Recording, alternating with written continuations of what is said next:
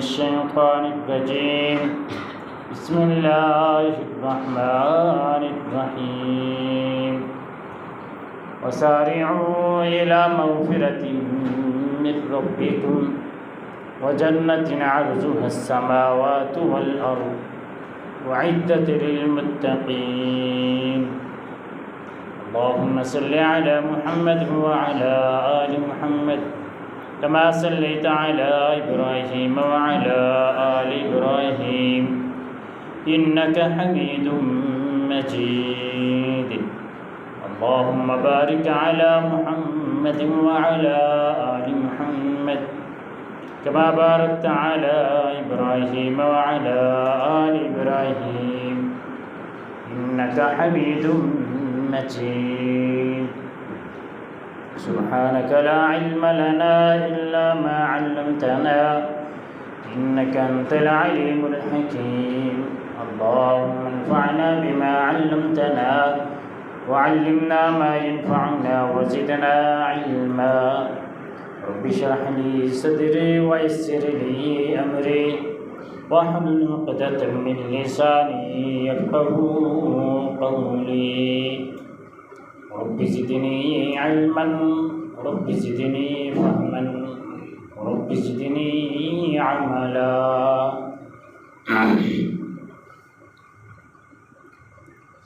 ہر قسم کی حمد و ثنا اللہ وحدہ لا شریک کے لیے انگنت لا تعداد بے حد و حساب درود و سلام حضرت محمد رسول اللہ صلی اللہ علیہ وآلہ وسلم کی ذات پر۔ محترم سامعین،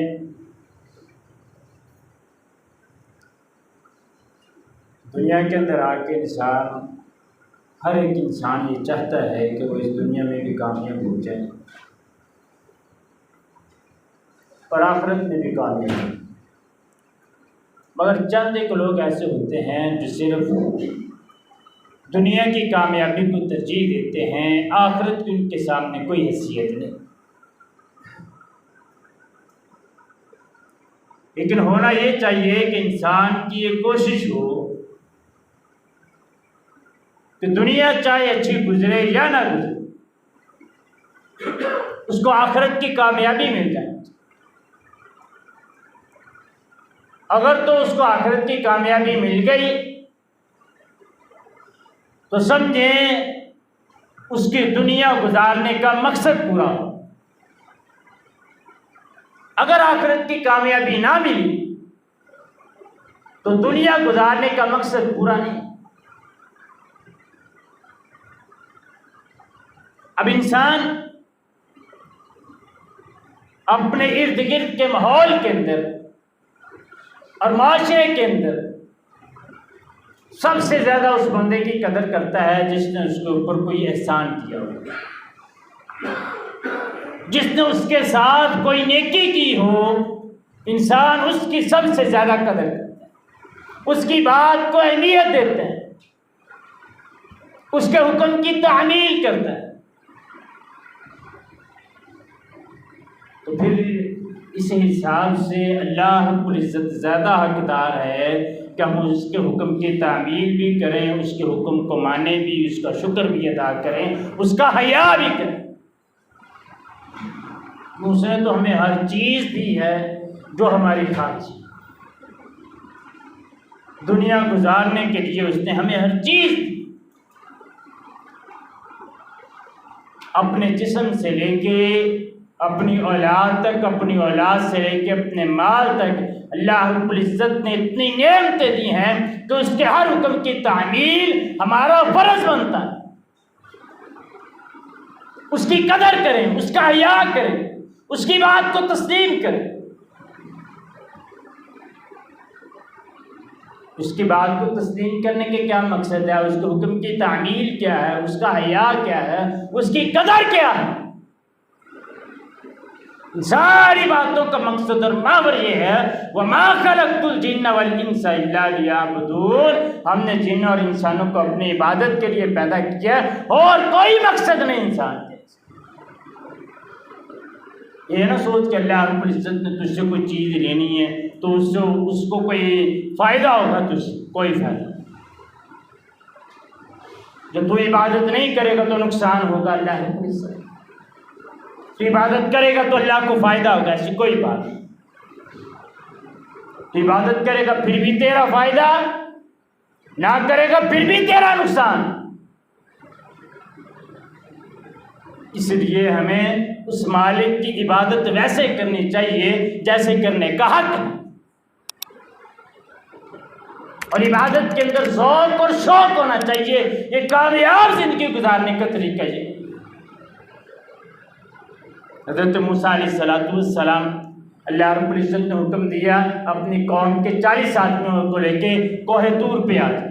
موسیٰ علیہ السلام جلدی جلدی چل رہے ہیں۔ اللہ رب العزت قرآن مجید میں فرماتے ہیں وَمَا أَعْجَلَكَ عَنْ قَوْمِكَ يَا موسیٰ، اے موسیٰ تو جلدی جلدی کوہ طور پہ آ گیا، تیرے پیچھے والے ابھی آئے نہیں، وجہ کیا ہے؟ موسیٰ علیہ السلام نے کہا ہم اولائی علی اثری، یا اللہ وہ میرے پیچھے پیچھے آ رہے ہیں۔ وَعَجِلْتُ إِلَيْكَ رَبِّ لِتَرْضَىٰ، میں جلدی اس وجہ سے آیا ہوں تاکہ تو راضی ہو جائے، تیری رضا مقصود۔ اسپیکر کو کسی نے چھیڑا اپنا؟ مجھے لگتا ہے اسپیکر تنگ کر، یا اللہ تو راضی ہو جائے، بس یہی مقصد ہے۔ موسیٰ علیہ السلام کا مقصد کیا؟ اللہ رب العزت راضی ہو جائے، اور اللہ رب العزت کا بڑا ذات کیا ہے؟ تو اپنے بندے کو پھر ہر چیز عطا کرتا ہے، جو وہ مانگتا ہے اللہ رب العزت نے اس کا نقشہ بھی قرآن مجید میں کیا۔ اللہ رب العزت فرماتے ہیں وَذَكَرِجَّا إِذْ نَادَىٰ رَبَّهُ رَبِّ لَا تَذَرْنِي فَرْدًا وَأَنْتَ خَيْرُ الْوَارِثِينَ۔ زکریا علیہ السلام نے اپنے رب کو پکارا، اے میرے رب مجھے اکیلا نہ چھوڑنا، مجھے میرا کوئی وارث دے دے۔ حالت کیا اس وقت زکریا علیہ السلام کی خود بوڑھے ہو چکے ہیں، بیوی بانج ہو چکی۔ اللہ رب العزت سے سوال کر دیا۔ سورہ انبیاء کے اندر اللہ رب العزت فرماتے ہیں وَوَهَبْنَا لَهُ يَحْيَىٰ وَأَصْلَحْنَا لَهُ زَوْجَهُ، ہم نے اس کو بیٹا یحییٰ بھی دے دیا، اس کی بیوی کو بھی درست کر دیا کہ وہ بچہ پیدا کرنے کے قابل ہو جائے۔ یہ صرف ایسے ہی ہو گیا ہے؟ نہیں، اللہ رب العزت اگلی آیت میں فرماتے ہیں اس وجہ سے إِنَّهُمْ كَانُوا يُسَارِعُونَ فِي الْخَيْرَاتِ، زکریا علیہ السلام کی صفات بیان کی اللہ رب العزت نے کہ وہ خیرات میں جلدی کرنے والا، وَيَدْعُونَنَا رَغَبًا وَرَهَبًا، اپنے رب کو شوق کے ساتھ اور ڈر کے ساتھ اپنے رب کی عبادت کرنے والا تھا۔ وَكَانُوا لَنَا خَاشِعِينَ، اور اللہ رب العزت کے لیے خشوع و خضوع کرنے والا تھا۔ اس وجہ سے اللہ رب العزت نے بڑھاپے میں بھی اولاد دے دی، بیوی کو بھی اولاد کے قابل کر دیا۔ اللہ رب العزت نے بیٹا دیا تو ساتھ نام بھی رکھ دیا یا اس کا بیٹا۔ یہ شوق ہوتا ہے جب بندہ شوق کے ساتھ ذوق کے ساتھ اللہ رب العزت کی عبادت کرتا ہے۔ ہماری عبادتیں صرف دکھلاوے کی عبادتیں رہ گئی۔ اللہ کے نبی کی عبادت کیسے؟ اللہ تعالیٰ قرآن مجید میں فرماتے ہیں فَإِذَا فَرَغْتَ فَانْصَبْ وَإِلَىٰ رَبِّكَ فَارْغَب، جب تم مکے والوں کی باتوں سے ذرا گھبرا جاتے ہیں نا تو تھوڑا سا آرام کر لیے کر اور اپنے رب کی طرف رغبت اور شوق کیا کر۔ وَإِلَىٰ رَبِّكَ فَارْغَب، اپنے رب کی طرف آیا کر۔ کیسے اللہ کے نبی کی عبادت؟ حضرت حذیفہ رضی اللہ تعالیٰ عنہ بیان کرتے ہیں رسول اللہ صلی اللہ علیہ وسلم کے رازدان صحابی ہیں، فرماتے ہیں ایک رات میں اللہ کے نبی کے ساتھ قیام کے اندر کھڑا ہو گیا، میں نے کہا اللہ کے نبی کے ساتھ آج رات میں قیام کرتا۔ قیام کے اندر کھڑا ہوا، میں نے کہا اللہ کے نبی نے سورۃ البقرہ کی تلاوت شروع کر دی، کہتے میں نے سوچا شاید 100 آیات پہ اللہ کے نبی بس کر دیں گے۔ اللہ کے نبی پڑھتے گئے، فرمایا میں نے سوچا شاید 200 آیات پہ بس کر دیں گے، فرمایا نہیں، سورہ بقرہ بھی، سورہ آل عمران بھی، سورہ نساء بھی اللہ کے نبی نے تینوں صورتیں قیام کے اندر پڑھی۔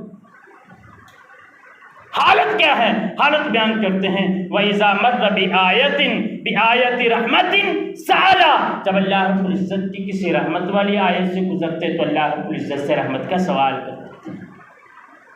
ہم کیسے کریں سوال؟ ہمیں ترجمہ آتا ہو تو ہمیں پتا ہو یہ رحمت والی ہے، یہ عذاب۔ پھر فرماتے ہیں وَإِذَا مَرَّ بِآیَةِ عَذَابٍ تعوذوا، اللہ کے نبی تعوذا، جب اللہ کے نبی کسی عذاب والی آیت سے گزرتے تو اللہ تعالیٰ سے پناہ مانگتے۔ وَإِذَا مَرَّ بِالسُّؤَالِ، کسی سوال والی آیت سے گزرتے تو سأل، اللہ رب العزت سے سوال کیا۔ وَإِذَا مَرَّ بِآیَةِ تَسْبِیحٍ، جب کسی تسبیح والی آیت سے گزرتے سبح، تو اللہ رب العزت کی تسبیح بیان۔ ساری رات کا قیام اللہ کے نبی کا فرمایا انہ صلاۃ رغبۃ و رہبہ، اللہ کے نبی کی نماز ساری رات کی شوق کی نماز ہوتی تھی یا اللہ رب العزت کے خوف کی نماز ہوتی تھی۔ یہ شوق اللہ کا، شوق عبادت آخری وقت بھی ہے اللہ کے نبی کا۔ فرمایا ہوش آئی، بے ہوشی کے اندر تھے، ہوش آئی، پوچھا نماز پڑھ لی، فرمایا نہیں اللہ کے نبی آپ کا انتظار کر رہے ہیں۔ پھر بے ہوش ہوگا، دوسری مرتبہ پھر ایسے ہوا، تیسری مرتبہ پھر ایسے ہوا۔ حضرت بلال، حضرت ابوبکر صدیق رضی اللہ تعالیٰ عنہ کو حکم دیا وہ نماز پڑھائیں، تسلی نہیں ہوئی، اٹھے اللہ کے نبی، حضرت عباس رضی اللہ تعالیٰ عنہ، حضرت علی رضی اللہ تعالیٰ عنہ کا سہارا لے کر آئے مسجد کی طرف نماز پڑھنے کے لیے۔ حدیث کے الفاظ ہیں کہ اللہ کے نبی کے پاؤں زمین کے اوپر خط کھینچتے جاتے تھے، پاؤں اٹھا نہیں سکتے تھے، کمزوری کی وجہ سے، بیماری کی وجہ سے، کہ نماز نہیں چھوڑی اللہ۔ ہم اچھے بڑے لوگ صرف دنیا کے پیچھے ہم نماز چھوڑ دیتے ہیں، دنیا کے پیچھے، صرف دنیا کے پیچھے، صرف دنیا کے پیچھے ہم نماز چھوڑ، اور اللہ کے نبی کے بعد صحابہ کرام کے شوق عبادت کیا ہے۔ اللہ تعالیٰ قرآن مجید میں ان کی صفات بیان کرتے ہیں، السابقون السابقون، ایک دوسرے سے سبقت لے جانے والے وہ صحابہ ہیں۔ اولئک المقربون، یہ بہت زیادہ ایک دوسرے کے قریب رہنے والے۔ یہ حالت ہوتی فکر و فاقہ کی وجہ سے، غربت کی وجہ سے، کہ نماز پڑھنے کے لیے آتے مسجد میں گر جاتے۔ منافقین پاس سے گزرتے تو کہتے انظر الی ہؤلاء المجانین، ان مجنونوں، ان پاگلوں، ان دیوانوں کی طرف دیکھو۔ جامع ترمذی کی روایت ہے۔ اللہ کے نبی کو بتایا، اللہ کے نبی منافقین اس طرح کی باتیں کرتے ہیں۔ آقا کائنات نے فرمایا لو تعلمون ما لکم عند اللہ لأحببتم ان تزدادوا فقرا وحاجتا، فرمایا میرے صحابہ کی جماعت، منافقین تمہیں باتیں کرتے ہیں نا، اگر تم جان لو کہ جب تم مسجد میں آتے ہو تو اللہ رب العزت تمہارے ساتھ کتنی محبت کرتے ہیں، اللہ تزدادوا، تم اللہ سے دعا کرو کہ یا اللہ ہمارے فقیری کے اندر اور ہماری محتاجی کے اندر اضافہ کر۔ اتنی اللہ رب العزت تمہارے ساتھ محبت کرتے ہیں، اتنا پیار اللہ رب العزت تمہارے ساتھ کرتے ہیں۔ شوق عبادت حضرت ابوبکر صدیق رضی اللہ تعالیٰ عنہ، اللہ کے نبی نے پوچھا ہے کوئی بندہ جس نے آج روزہ رکھا ہے؟ فرمایا اللہ کے نبی میں نے روزہ رکھا ہے۔ فرمایا ہے کوئی بندہ جس نے کسی بیمار کی عیادت کی ہو؟ بیمار کی عیادت کی اس کو؟ فرمایا اللہ کے نبی میں نے عیادت کی۔ بیمار کی عیادت پتہ ہے کتنا بڑا ثواب ہے، کتنا بڑا ثواب۔ فرشتے صبح سے لے کر شام تک اس بندے کے لیے دعائیں کرتے رہتے ہیں۔ بیمار کی عیادت ہی کرنی ہے، سگے بھائی کی عیادت کے لیے کوئی نہیں جاتا۔ ہاں وہاں پہ ضرور جاتے ہیں، میں نے نالی بنوانی ہے تو پتہ لگے بیمار ہے اس ٹائم، میں نے پتہ تو ہوئے نا بھی ایسی آئے سیدھا پتہ کیا چیتا رہے ہوں سامنے ہم جانتے رہنا چاہیے، کسی نہ کسی بنے ہیں مجھے شکلیں تو یاد رہے نا سامنے، مسجد میں چاہے آئے ہیں نا۔ اللہ کے نبی نے پوچھا کسی نے بیمار کی عیادت کی؟ حضرت صدیق اکبر فرماتے ہیں اللہ کے نبی میں نے عیادت کی۔ پھر فرمایا کوئی ایسا بندہ کسی نے مسکین کو کھانا کھلایا؟ حضرت صدیق اکبر نے پھر ہاتھ کھڑا کیا، فرمایا اللہ کے نبی میں نے کھانا کھلایا۔ پھر اللہ کے نبی نے پوچھا بتاؤ آج کسی نے جنازہ پڑھا ہے کسی کا؟ جنازہ پڑھنا فرمایا ایک بہت پہاڑ کے برابر ثواب ہے، وہ اللہ کی رضا کے لیے، منہ ملازے کے لیے نا۔ اور دعائیں یاد، جڑے جیل ہم جاتے ہیں نا بغیر دعائیں یاد کرنے کے، اللہ خیر کر وہ منہ ملازے والا ہی ہوتا ہے، وہ مرنے والا بھی بیچارہ افسوس کر رہا ہوتا ہے کہ پتہ نہیں پیچھے کون آ کے کھڑے۔ کتنے افسوس کی بات ہے کہ ابھی تک ہمیں جنازے کی دعائیں نہیں آتی۔ اہل جسوں نے چونکہ یہ کام آسان کی، ایک اونچی بات سے پڑھ دیتے ہیں، ہم آمین کہہ کے شامل ہو جاتے ہیں، دوسرا نے کبھی پڑھنے کی توفیق نہیں دی، ہم کہتے ہیں چلو بابا جان چھٹی کی رہنے۔ اللہ کے نبی نے فرمایا ہے کوئی جس نے جنازہ پڑھو؟ فرمایا جی اللہ کے نبی میں نے جنازہ پڑھا۔ پر اللہ کے نبی نے فرمایا اس طرح کی صفتیں جس بندے میں ہوں وہ جنت میں جائے گا۔ یہ کوئی کام مشکل ہیں اس میں سے؟ مشکل کام ہیں ان میں جو حضرت صدیق اکبر نے کیے ہیں اور ہم نہیں کر سکتے؟ اللہ کے نبی نے یہ نہیں کہا ابو بکر تو ہی جائے گا جنت میں، فرمایا اس طرح کی صفات جس بندے میں ہوں وہ بندہ جنت میں جائے گا۔ یہ عبادت کا شوق حضرت عمر رضی اللہ تعالیٰ مصلی امامت پہ آئے، ابو لؤلؤ فیروز مجوسی نے خنجر مارا، زخمی ہو گئے، گر گئے، حضرت عبد الرحمن بن عوف کا ہاتھ پکڑا، مصلی امامت پہ کر دیا، آگے کر دیا، بیہوشی طاری ہوگی۔ ایک صحابی آئے حضرت عمر رضی اللہ تعالیٰ عنہ کا پتہ کرنے کے، آگے کہتے ہیں عمر نے نماز پڑھی ہے، بات سے ابے بیٹھے کہنے لگے اس کو ہوش نہیں ہے وہ نماز کیسے پڑھے؟ کہا بات سنو میری، جب عمر کو ہوش آئے تو اس کو یہ یاد کروانا ہے کہ تو نے نماز پڑھی ہے یا نہیں پڑھی۔ شاید کہ عمر کو اس بات کا اتنا دکھ نہ ہو تو اس کی جان چلی جائے، لیکن اس بات کو عمر کو دکھ رہے گا کہ اس کی نماز رہے گی۔ ساتھیوں کو پتہ ہوتا ہے کہ اس کی کیا نیچر ہے، وہ کیا سمجھتا ہے، وہ کیا چاہتا ہے۔ ہمارے ایک عزیز ہیں، یقین کریں نماز کا وقت ہو جائے نا، جتنی مرضی مصروف ہو بس بندے پہ بڑا خوش ہوتا ہوں، مجھ سے بھی کبھی کبھی کمی کوتاہی ہو جاتی ہے، لیکن میں اس بندے پہ دنیا دار آدمی ہوں، کبھی نماز کا ٹائم نہ ہو جائے، اذان ہو نہ اس کو نہیں ہے پتہ، اس نے نمازوں کے ٹائم یاد رکھے کہ اس ٹائم سے نماز شروع، وہ نماز کے وقت پہ وہ کوئی دوسرا کام کرنے کا حق نہیں، سمجھوتا ہی کوئی نہیں نماز کو اس کا۔ میں جب بھی اس کے پاس جاتا ہوں نماز کے ٹائم میں، آپ سب چلیں نماز کا ٹائم، اٹھ کے نماز پڑھنے کے لیے کوئی دوسری بات ہی کوئی، ہم نے کبھی اس طرح کیا کوئی پاس بیٹھا ہو تو کہے چلو آ جائیے نماز پڑھنے چلو، کبھی ایسا ہوا۔ ہمیں عبادت کا وہ شوق نہیں ہے جو صحابہ کرام رضوان اللہ علیہم اجمعین کو تھا۔ اگر شوق ہو عبادت کا پھر کیا ہوتا ہے؟ ابو ثعلبہ خشنی رضی اللہ تعالیٰ عنہ رسول اللہ صلی اللہ علیہ وسلم کے صحابی ہیں، موت آئی وہو ساجد فی صلاۃ باللیل، نماز تہجد ادا کر رہے تھے، سجدے کی حالت میں موت آئی۔ جب شوق یہ ہو تو پھر موت بھی اللہ رب العزت ایسی کی، اگر یہ شوق نہ ہو تو پھر موت ایسی نہیں ہوتی۔ رسول اللہ صلی اللہ علیہ وسلم ام المؤمنین آپ ایک دن گھر میں آئے، دیکھا داخلہ رسول اللہ صلی اللہ علیہ وسلم فرعا حبلا ممدودا بین ساریتین، دو ستونوں کے درمیان رسی باندھی ہے۔ فرمایا یہ کیوں باندھی ہے؟ فرمایا یہ فلاں آپ کی بیوی نے باندھی ہے کہ جب میں قیام کر کے تھک جاؤں تو اس رسی کا سہارا لوں۔ اللہ کے نبی نے فرمایا یہ تکلف جائز نہیں ہے اسلام میں، جب تھک جائے تو تھوڑا آرام کے لیے، لیکن ام المؤمنین کا شوق تو ہے نا عبادت کا۔ ہمارے ہاں کبھی اس طرح کا شوق پیدا ہوئے؟ امام محمد بن منقدر رحمہ اللہ تعالی گھر میں ایک روٹین بنائی ہوئی ہے۔ کیا روٹین؟ اس طرح کی روٹین کبھی ہمارے گھر میں بنی؟ رات کے پہلے پہر کے اندر ان کی ہمشیرہ اٹھ کے عبادت کرتی ہے، رات کے درمیانی پہر کے اندر ان کی والدہ اٹھ کے عبادت کرتی ہے۔ جب والدہ کے سونے کا ٹائم ہوتا ہے وہ محمد بن منقدر رحمہ اللہ کو اٹھا دیتی ہے، وہ اٹھ کے باقی رات کے حصہ وہ عبادت کرتے ہیں، ساری رات ان کے گھر میں عبادت کرتے ہیں۔ امام محمد بن منقدر امام بخاری رحمہ اللہ کے استاد ہیں، امام اعمش رحمہ اللہ تعالی، ان کے بارے میں محدثین نے لکھا ہے لم تفتن الصلاۃ مع الجماعۃ ما يقرب 40 سنة الا مرة واحدة۔ وہ خود بیان کرتے ہیں، کہتے ہیں کہ 40 سال کے کوئی نماز میں نے ایسی نہیں پڑھی جو جماعت کے بغیر، 40 سال کے کہتے ہیں مگر ایک مرتبہ ایسے ہوا کہ وہ میں جماعت کے ساتھ نماز نہیں پڑھ سکا۔ شاگردوں نے پوچھا وہ کیوں ایسے ہوا؟ کہنے لگا اس دن میری والدہ فوت ہو گئی تھی تو میں ان کی تجہیز و تکفین میں مصروف تھا، اس وجہ سے میری جماعت رہ گئی، نہیں تو 40 سال کے اندر میری جماعت کے ساتھ نماز پڑھی۔ ہم ایک ہفتہ نہیں کر سکتے یہ پروگرام، ایک ہفتہ ہم یہ پابندی نہیں کر سکتے۔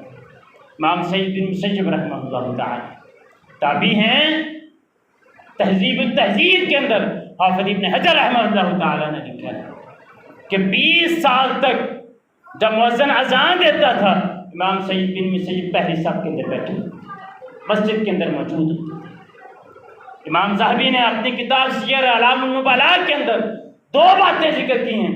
ایک کے اندر 30 سال کا بھی ذکر ہے سعید بن مسیب کے بارے میں، ایک کے اندر 40 سال کا بھی ذکر ہے۔ تو جب انہوں نے مؤذن نے اذان دی، امام سعید بن مسیب مسجد کے اندر تشریف فرما۔ ہمارے اندر کوئی اس طرح کی عبادت کا شوق ہے؟ ہماری عبادت کے 3 معیار بن چکے ہیں قرآن مجید کے مطابق، 3 معیار۔ پہلا معیار فَمِنْهُمْ ظَالِمٌ لِنَفْسِهِ، وہ بندے جو اپنے نفس کے اوپر ظلم کرنے والے ہیں، جو عبادت کرتے ہیں تو مغرور عبادت۔ دوسرا قرآن مجید میں فرمایا وَمِنْهُمْ مُقْتَصِدٌ، کچھ لوگ درمیانے ہیں، کبھی ذوق کے ساتھ پڑھ لی، کبھی شوق کے ساتھ، کبھی تھکاوٹ کے ساتھ پڑھ لی، کبھی ویسے ہی پڑھ لی۔ مِنْهُمْ مُقْتَصِدٌ، کچھ درمیانے لوگ۔ اور پھر فرمایا وَمِنْهُمْ سَابِقٌ بِالْخَيْرَاتِ، اور کچھ ایسے ہیں جو سبقت لینے والے ہیں نیکیوں کی۔ فرمایا اولئک ہم فوز الکبیر، یہی بہت بڑی کامیابی ہے، جو سبقت لے جانے والے ہیں وہی سب سے بڑی ان کی کامیابی۔ امام عبداللہ بن عمر رحمہ اللہ تعالی کہتے ہیں کہ شوق سے اگر عبادت خالی ہو نا تو انسان کی عبادت کا کوئی فائدہ نہیں۔ سلسلہ حدیث صحیح ہے کہتے ہیں کہ علامہ البانی ایک حدیث لے کر آئے، اس حدیث کا مفہوم یہ ہے کہ بندہ اللہ رب العزت کے سامنے جائے گا، اللہ رب العزت پوچھیں گے بتا تو نہیں کیا کیا، کہے گا یا ربی قد صلیت 60 سنۃ، یا اللہ میں نے 60 سال تک تیری عبادت کی، 60 سال تک یا اللہ تیری عبادت کی۔ اللہ رب العزت کہیں گے نہیں کذاب تو نے جھوٹ، اس عبادت کے اندر ذوق نہیں تھا، شوق نہیں تھا، توجہ نہیں تھی، دماغ نہیں تھا، دکھاوے کے لیے، ریاکاری کے لیے، جان چھڑوانے کے لیے روٹین کے مطابق آتا تھا مسجد۔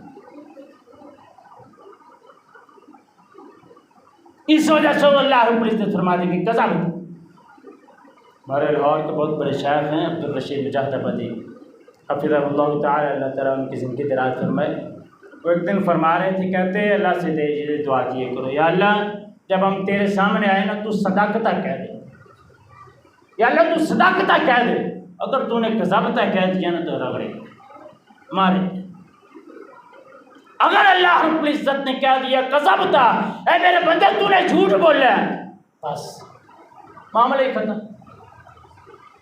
اللہ رب العزت کہہ دے صداقتہ، اے میرے بندے تو نے سچ بولا ہے تو کام بنے گی۔ اگر اللہ رب العزت نے کذابتہ کہہ دیا کچھ بھی نہیں بچے گا۔ ہم اللہ رب العزت کی عبادت نہیں کرتے، پھر ہمارے اوپر پریشانی آتی، زندگی کامیاب نہیں۔ حدیث قدسی ہے، اللہ رب العزت فرماتے ہیں یا ابن آدم تفرغ لعبادتی، یا ابن آدم میری عبادت کے لیے اپنے آپ کو فارغ کر، وقت نکالا کر میری عبادت کر۔ املأ قلبک غنى ویدیک رزقا، اگر تو میری عبادت کے لیے تو وقت نکالے گا نا تو میں تیرے دل کو غنا سے تو غنی ہو جائے گا، تیرے دل کو میں غنا سے بھر دوں گا، وَيَدَيْكَ رِزْقًا، اور تیرے ہاتھوں کو میں رزق سے بھر دوں گا۔ پھر فرمایا اگر تو یہ کام نہیں نہ کرے گا، میرے لیے تو عبادت کا وقت نہیں نکالے گا، فرمایا أَمْلَأُ قَلْبَكَ فَقْرًا وَيَدَيْكَ شُغْلًا، میں تیرے دل کو فقیر بنا دوں گا اور تیرے ہاتھوں کو کسی دوسرے کام میں مصروف کر دوں گا، رزق نہیں ہوگا پھر تو ہاتھ تو مارتا ہوگا، صبح کو تو نکلے گا، شام کو 10 لاکھ تو لے کے آئے گا، لیکن وہ رزق نہیں ہوگا تیرے پاس، اس میں برکت نہیں ہوگی، کیوں تو نے اللہ رب العزت کی عبادت نہیں کی ہوگی، عصر کی نماز نہیں پڑھی ہوگی، جس کی وجہ سے اللہ کے نبی نے فرمایا انسان کا اہل بھی ہلاک ہوگا، اس کا مال بھی ہلاک، فجر کی برکات سے تو محروم رہا ہوگا، تجھے کچھ بھی نہیں۔ آخری مثال محدثین فرمایا کرتے تھے لا تکونوا کحمار النہار وکجیفۃ اللیل، دن کے گدھے نہ بنو اور رات کے مردار نہ بنو۔ دن کے گدھے سے کیا مراد؟ صبح سے گدھے کو لے کے نکلتا ہے، اس کا مالک سارا دن بوئی لاتے ہیں، شام کو لا کے اس کو کھڑا کرتے ہیں۔ ایسے نہ بنو، تم اپنے آپ کو ایسا نہ بنو کہ سارا دن کھوتے ہی بنے رہو، یہ کام ہی کرتے رہو دنیا کے، اللہ رب العزت کی عبادت نہ کرو۔ ولا تکونوا کجیفۃ الحمار، رات کے مردار نہ بنو، جیسے مردے رات کو سو جاتے ہیں، تم بھی سارے رات مردوں کی طرح سوئے رہو، اللہ رب العزت کی عبادت نہ کرو۔ اللہ رب العزت سے دعا ہے عمل کی توفیق عطا فرمائے۔ وآخر دعوانا الحمد للہ۔